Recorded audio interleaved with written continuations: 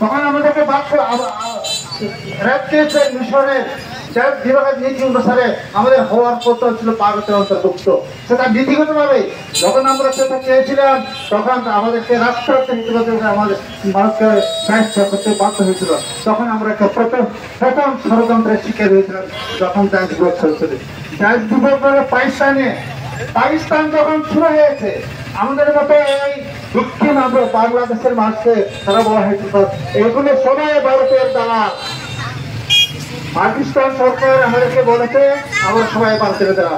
আর যখন পাকিস্তান থেকে 24 বছর শাসন থেকে আমরা মুক্তি দিয়ে বাংলাদেশ স্বাধীন হয়েছে, নতুন একটা রাষ্ট্র নতুন পতাকা নিয়ে উদ্দীপ্ত হয়েছে, তখন কিন্তু আবার বলেছে এগুলো ভারতে এখন ভারতের দ্বারা। এর আগে আমরা ছিলাম পাকিস্তান দালাল, এরপরে আমরা হয়ে গেছি। এগুলো সব ষড়যন্ত্র, যাই হোক পার্বত্য চট্টগ্রামের এটা একসময় ভুলে গিয়ে পার্বত্য চট্টগ্রামের শান্তি একটু পার্বত্য চট্টগ্রামের সংযোগে সামান্য একটি জায়গাকে আমরা শান্তি দিতে বসবাস করতে পারি সেটা আমরা চেয়েছিলাম। আজকে সেটা মাথায় রেখে 1997 সালে দোসরা চুক্তি স্বাক্ষরিত হয়েছিল। সেই স্বাক্ষরিত চুক্তির মধ্যে এই পার্বত্য চুক্তির স্থান লাভ করেছে। আর আজকে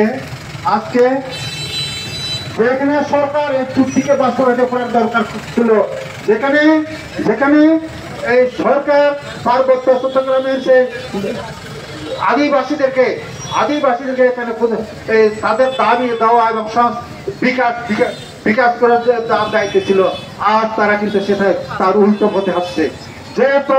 যে মাননীয় বিজ্ঞ অ্যাটর্নি জেনারেল এই চুক্তির পক্কা অবস্থান নেওয়ার কথা ছিল, আজকে তিনি তার বাহিরে গিয়ে আমাদের বিরুদ্ধে চলে গেলেন।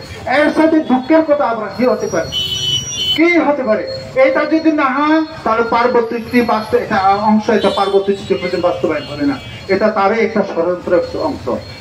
সেজন্য আজকে সবার মাধ্যমে জোর আবেদন জানাচ্ছি মাননীয় প্রধানমন্ত্রীর কাছে, আপনার প্রতি আমাদের অবিশ্বাস আস্থা রয়েছে।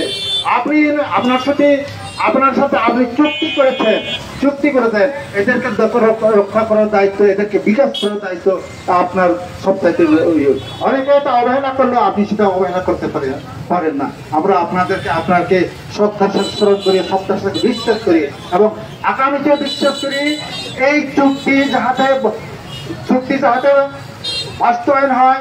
এই পার্বত্য 1900 সালের ভিড়ি যাহাতে